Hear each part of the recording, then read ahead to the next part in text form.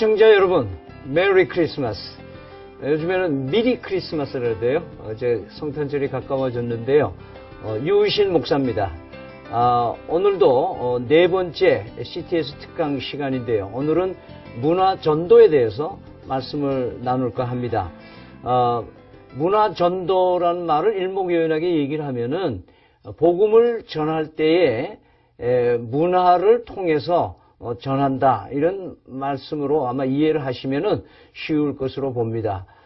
그런데 이것이 인간들이 하는 행위로서의 문화 전도로 국한시킬 필요는 없을 것 같아요. 왜냐하면 하나님께서 사실은 우리 인간이 미련한 인간들에게 당신의 그 뜻을 전하기 위해서는 너무 거룩하시기 때문에 그냥 말씀해도 못 알아들으니까 다양한 문화를 통해서 말씀하신 것을 보게 됩니다.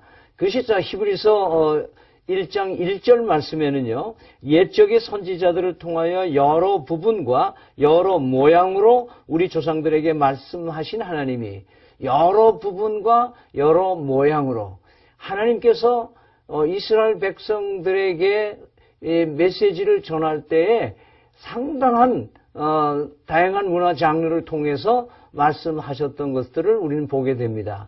그런 의미에서 히브리서 1장 2절 말씀에 보면요, 이 모든 날의 마지막에는 아들을 통하여 우리에게 말씀하셨으니, 여러 부분과 여러 모양으로 다양한 문화 채널로 얘기를 하시다가 안 통하니까 마지막 카드가 하나님의 독생자 예수님을 이 땅에 보내시는 그 문화 소통을 하신 겁니다.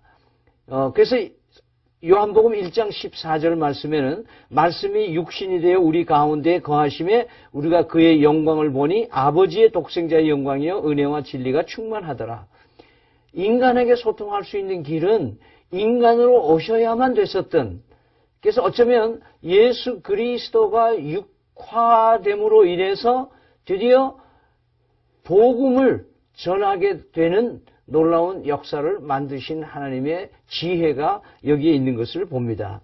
따라서 문화는 인간사의 전부를 통합해서 정의를 내리든지 아니면 부분적인 어떤 문화 공연 예술을 이렇게 눈으로 보이는 것을 말하든지 간에 우리 인간의 모든 결부된 것들은 복음을 전하는 도구가 될 수 있다는 것을 전제하게 되는 것이죠.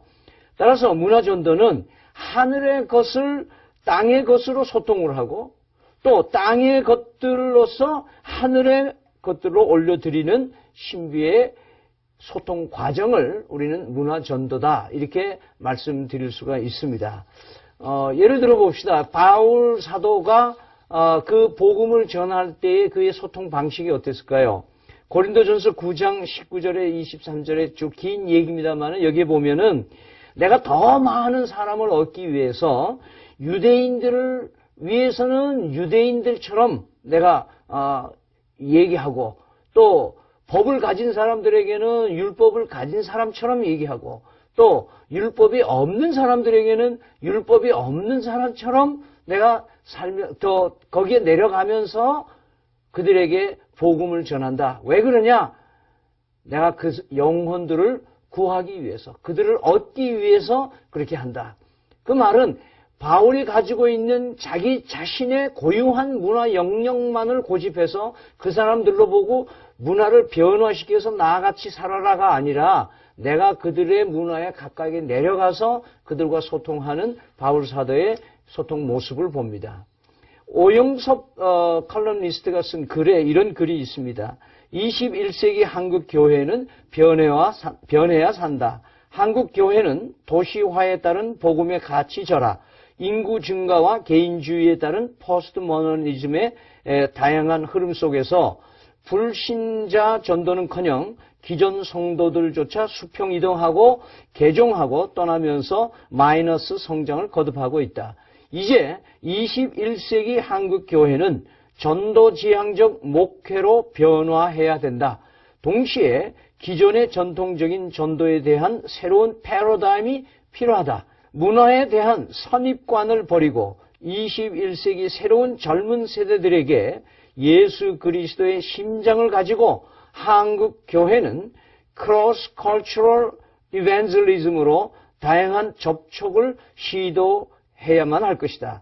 이러한 새로운 시도는 기독교에 대한 이미지를 변화시킬 것이고 또 세상에 대하여 상실된 문화 명령의 영향력을 회복할 것이다.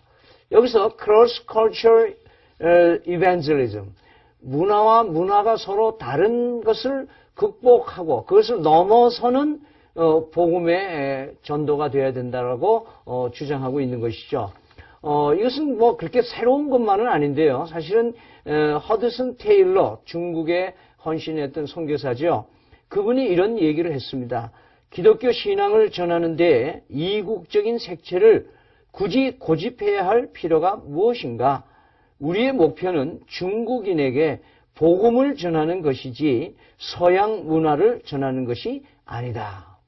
그래서 평생 그는 중국 사람들의 모자를 쓰고 중국어 사람의 옷을 입고 다니면서 그리고 그 사람을 구경하러 줄줄이 애들이고 어른들이고 백인이 지나가는 걸 보고 구경하러 오면 사람들이 모이면 그때 신학생들 자기 제자들에게 이젠 여러분들이 복음을 전하시오.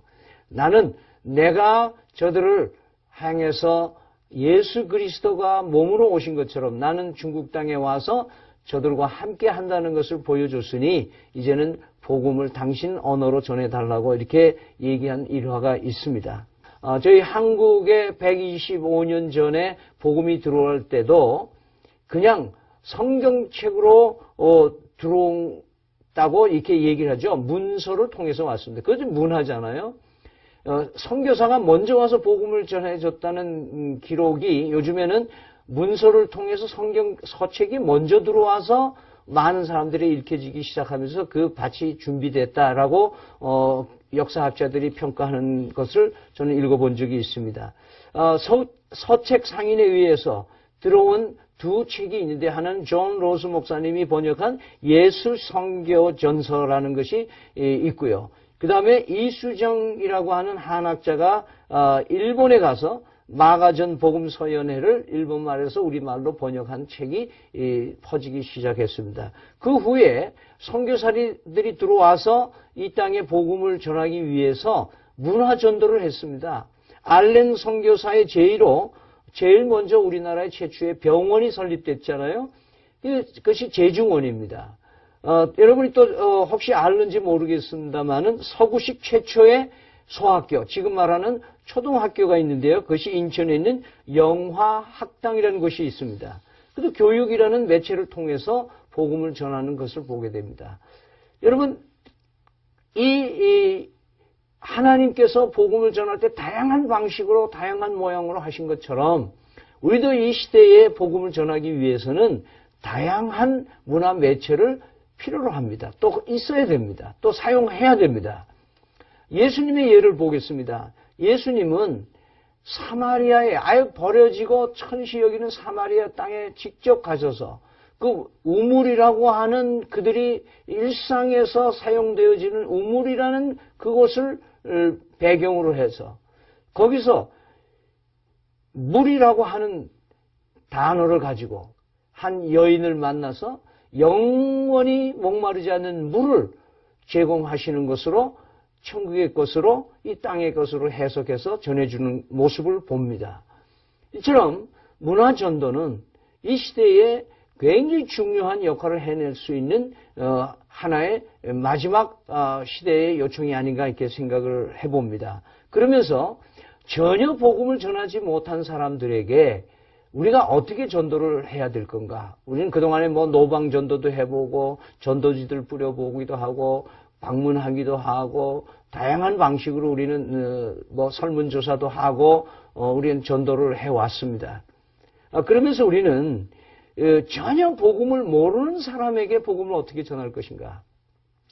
여기에 대해서 우리는 좀 연구를 해야 되는데 이것을 우리는 좀 영어로 사용한 아이스 브레이커가 필요하다. 다시 말해서 사람을 처음 만나면 서먹하잖아요. 그 서먹한 사람과 어떻게 소통할 것인가? 대뜸 처음 만나는데 지금 서먹서먹해서 잘 서로 모르는 사이인데 예수 믿으세요. 이렇게 말씀을 전하는 것도 대단히 용기 있는 일이긴 하지만 그러나 거기에 뭐 차 한잔 할까요? 아니면 뭐 자연히 제가 읽어본 책 중에 이런 책이 있는데 이걸 먼저 한번 제가 소개해 드리고 싶어요. 이렇게 문화로 만나는 것 굉장히 좋은 어프로치가 아닌가 이렇게 생각을 합니다. 저희가 늘 올해 순회 전도단들이 많이 이제 군부대나 안 믿는 그런 지역, 농촌에 가서 집회를 할 때, 되게 군인들이 즐겨 부르는 노래를 먼저 불러주고, 저희들이 농촌에 가면은 뭐 부녀 회장님 나오세요, 청년 회장 나오세요, 그러고 그들이 부르는 대중가요들을 반주를 해주고 신나게 마치 노래방에서 노래 부르는 것처럼 잘 이렇게 섬겨줍니다. 그러고 나서 그들이 신나게 자신들의 노래를 부르고 나서 저희들이 중반부에 들어가면 이제 우리들이 준비한 노래를 부르겠습니다. 그러면 한 사람도 떠나지 않고 다 거기서 들어주고 그리고 복음을 전하는 메시지까지 다 들어주십니다. 이것을 저는 밭갈이 이론이라 이렇게 얘기를 합니다. 딱딱한 심령에 문화라고 하는 것을 통해서 그들을 심령을 부드럽게 해준 다음에 준비된 그 시간 하나님께서 원하는 그 시간에 복음을 전할 수 있으면 너무 좋을 것입니다. 두 번째 이론은 제가 그릇 이론이라고 얘기를 합니다. 다시 말해서 이게 문화에 대해서 많은 사람들이 할 때 그거는 세속 문화야. 그렇게 해서는 안 돼. 그거는 기독교 문화가 아니야. 기독 문화가 아니잖아. 이렇게 얘기하는 경향이 많습니다. 사실 문화는 된다 안 된다라고 하는 윤리적인 문제는 아니죠. 문화는 어떻게 하면 하나님께서 우리를 통해서 복음을 담아서 전해주는 그릇 역할을 하는 것입니다. 그러니까 목마른 사람에게 물을 제시해 줄 때 페트병에서 주든 플라스틱 그릇에다 주든 바가지에다가 퍼주든 뭐 금 그릇에 주든 은 그릇에 주든 나무 그릇에 주든 그 매체가 중요한 것이 아니라 가장 핵심적으로 우리가 중요하게 여기는 것은 그 안에 담겨진 물이 생수냐. 순도 100%의 복음이 전해질 때에 바가지에 전해지다 할지라도 그 물이 생수일 때는 그 사람을 충분히 그 영혼을 살리고도 남는 복음이 된 것이다. 그래서 우리는 이것을 그릇 이론이라. 그래서 문화전도는 이 세상을 변화시키고도 남는 에너지를 충분히 가지고 있습니다.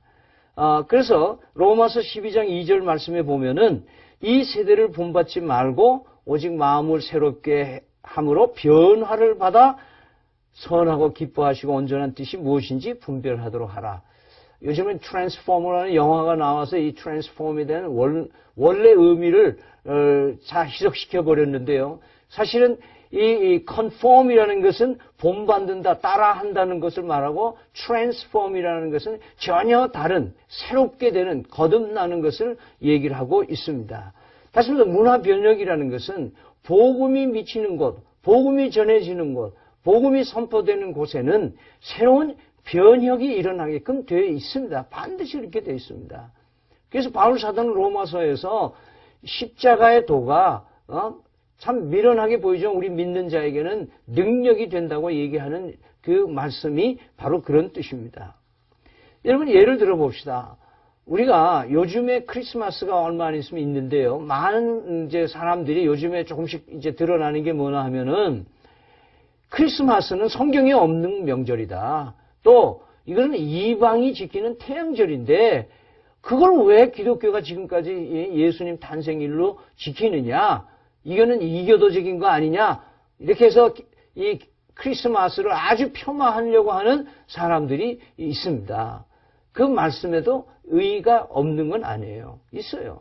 그러나 저는 또 제 개인적으로 보면은 이 태양정절이라고 하는 12월 25일을 예수 탄생일로 변화시켜서 온 세계가 예수 탄생을 축하하는 축제일로 변화시킨 것은 이것은 기독 문화의 대단한 대변혁이라고 저는 믿습니다. 여러분 이런 게 많습니다. 여러분 부활절 보십시오. 우리 개신교의 2대 절기가 크리스마스하고 부활절이잖아요. 그 부활절에 원래 이스터라는 말, 이스터라고 하는 말은요, 독일어의 오스텐이라는 말에서 나왔는데 이 말은 튜튼족이 숭배하던 봄의 여신을 말하는 단어가 바로 이스터입니다. 그런데 부활절을 영어로 얘기할 때 이스터라고, 해피 이스터 그렇게 얘기를 해요. 이것 또한 시비거리가 될 수 있지만 아무도 지금 그걸 하지 않는 이유는 뭐냐? 봄의 여신이라고 불리는 이스터가 예수 그리스도께서 추운 겨울에 무덤에 묻혔던 사람, 그 죽었던 분이 3일 만에 다시 살아나는 것은 바로 봄의 여신에 상징하는 이스터의 생명력을 뒤집어서 부활의 생명력으로 변화시킨 문화 변혁의 또 다른 증거로 우리는 사용할 수가 있는 것입니다. 이런 것들이 우리는 이 세상에 있어줘야 된다고 봅니다. 많은 죽음의 문화를, 이 세상 모든 사람들을 타락하고 죽게 만드는 이 문화 속에서 어떻게 하면 생명의 복음, 예수가 그리스도이심을 선포하고 이것을 전하는 이 생명이 반드시 역사를 바꿔놓고 반드시 이 세상을 뒤집어 놓는 그런 문화 변혁이 있을 수 있다고 하는 그 능력이 이 복음에 있음을 확신할 때에 우리는 문화 전도라는 것은 아무리 높여도 아무리 극찬을 해도 극찬이 될 수 없는 논제라고 믿는 것입니다. 저희 늘노래 예를 또 하나 들어보죠. 늘노래가 저희 이광무 목사님, 지금 목사님 되셨는데 징을 치면서 부르는 노래가 하나 있습니다. 예수님이 좋은 걸 어떡합니까? 예수님이, 그래서 징을 땅땅 치면서 찬양을 합니다. 그런데 어느 교회에서 집회를 하는데 이 징을 치면서 예수님이 좋은 걸 어떻게 합니까? 노래를 부르는데 나이 많으신 분이 아마 장로님 같으신 분이 가운데로 뚜벅뚜벅 걸어 나오시더니 그 다음에 제일 앞에 와서 갑자기 멈추고 그냥 중간에 앉으시는 거예요. 그래서 마지막 끝나고 다 집회 끝나고 나서 그 장로님이 실토하기를 사실은 자네들이 그 징을 치면서 노래하는 거 보고 내가 열불이 터져가지고 어째 저래 무당 굿하는 데 쓰는 악기가 아마 찬송하는데 교회 와가지고 저러노. 그래가지고 그걸 뺏으려고 내가 앞으로 나오다가 가사를 잘 생각해보니 예수님이 좋다고 치니까 이거 내가 뺏었다가는 내가 오히려 망신당할 것 같아서 그래 주저앉았다고. 여러분, 징이 무당의 손에 들어갈 때는 악하게 쓰여집니다. 그러나 그 징의 주인이 예수 믿는 사람의 손에 들어가면 예수님이 좋다고 치는 악기로 변화되는 것입니다. 우리는 어떻습니까?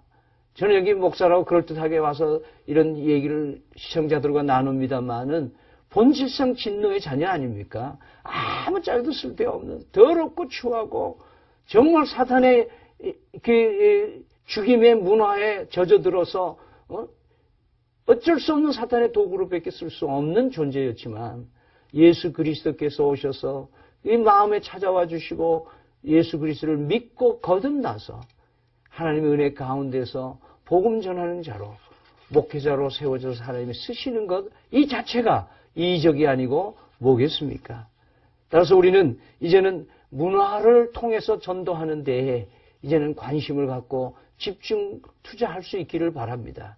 저는 늘노래 35년의 사역을 내려놓고 이제 필드가 없어지니까 어떻게 하면 문화를 통해서 전도하는 그 전도해왔던 늘노래 사역의 그 노하우를 집결을 해가지고 앞으로는 어떻게 문화 매체를 통해서 복음을 전할 것인가에 대한 것을 좀 연구를 하고 이것을 좀 나누고 좀 원하는 그런 마음을 하나님이 주셔서 문화전도 연구소라는 것을 3년 전에 개설을 했습니다.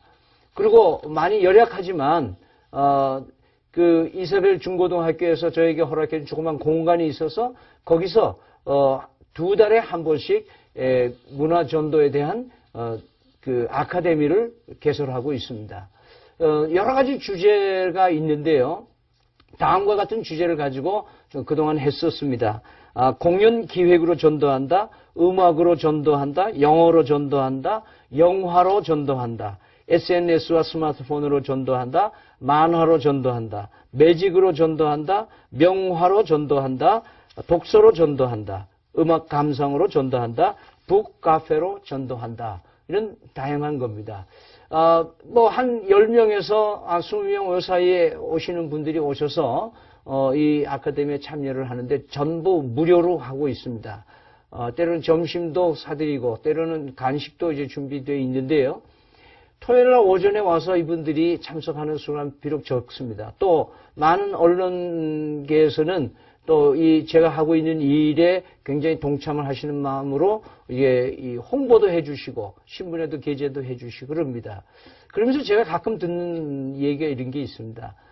유 목사님, 그것도 전도에 사용하면 되겠네요. 그러십니다. 그리고 또 어떤 분은 새로운 아이디어를 줍니다. 이런 것을 전도하면 어떨까요? 이런 분위기가 만들어진다는 이 자체가 굉장히 부산을 향해서 좋은 일이 아닌가 저는 그렇게 생각을 합니다. 왜 그러냐 하면 많은 분야에서 전문가는 많지만 그 자기 전문 분야에서 어떻게 복음을 전할까라고 고민하는 사람은 많지 않았는데 이런 캠페인을 통해서 어떻게 하면 내가 주부로서 나는 내가 할 수 있는 일은 이런 거 할 수 있는데 내가 종이 접기를 위해서 나는 꽃꽂이를 위해서 다양한 분야에서 이미 지금 많은 진전을 보이시는 분 문화 영역에서 역사하시는 분들이 계시지만 이것을 통해서 어떻게 복음을 전할까? 어떻게 복음을 전해야 되나? 이거를 연구하는 사람들이 많지 않기 때문에 이 청취하시는 시청하시는 여러분들 가운데 자기 분야에서 어떻게든지 내가 잘하고 있는 그 분야를 가지고 복음을 전하는 데 쓰임받을 수 있는 우리 시청자들이 되기를 바랍니다. 마지막으로 몇 가지 정리를 해드리고 싶습니다. 문화사역자들은 많지만 전도에 관심을 가진 사람은 찾기 힘들다 하는 말씀을 이미 드렸고요. 모든 문화 장르는 복음 전하는 데 유용하고 효과적인 도구라고 말씀드리겠습니다. 가장 탁월한 문화 장르는 뭘까요? 가장 탁월한 복음 문화 전도에 쓰임 받는 것은 접니다. 납니다. 시청자 여러분 자신이 가장 위대한 복음의 그 문화 전도자라고 하는 것을 잊지 마시기 바랍니다. 바울 사도는 그래서 우리의 삶을 문화 전도의 현장에 있는 사람으로 지칭할 때 이런 얘기를 합니다. 이 그리스도의 향기라는 말을 합니다. 너희는 세상의 그리스도 향기니 너희들이 이 세상에서 생명의 냄새를 풍기면서 좀 살아라. 그러니까 누구든지 나를 보면 저 사람 좀 달라. 저 사람 매너가 좀 달라. 저 사람 예수 믿는 사람인가 봐. 이렇게 인지될 수 있는 그리스도의 향기가 나타날 수 있어야 될 것입니다. 또 고린도 후서에 가면은 너희는 세상에 보내진 편지다 이렇게 표현하고 있습니다. 즉 나는 예수 믿고 나서 이 세상에 보내진 편지로서 많은 세상 사람들의 로부터 읽혀지는 존재다. 읽혀지는 존재다. 그러니까 내 인생의 삶의 전 영역이 문화적 통전적인 개념으로 볼 때는 내가 먹고 자고 입고 살아가는 모든 것들이 문화 전도에 쓰여지는 것이다. 그래서 하나님께서 그러시잖아요. 너희들이 몸으로 산제사를 드리고 또 너희들이 몸으로 하나님께 영광을 돌리라. 그렇게 말씀하신 것을 우리는 기억합니다. 예수님께서 부활하신 후에 제자들에게 나타나셔서 이런 말씀을 하십니다. 아버지께서 나를 보내신 것 같이 나도 너희를 보내노라. 우리는 이 땅에 문화 전도자로 보냄을 받은 자인 줄 믿으시기를 바랍니다. 저는 마지막 결론을 조금만 글로 마치고자 합니다. 나를 드러내면 누군가가 드러나지 못합니다. If I present myself, I cannot present somebody. 내가 나를 드러내면 예수님이 드러나지지 않습니다. 우리의 모든 삶의 영역, 문화 전도의 도구로 쓰여질 수 있는 우리 복된 시청자들이 다 되시기를 축원합니다. 그동안 함께해 주신 여러분 참 감사합니다.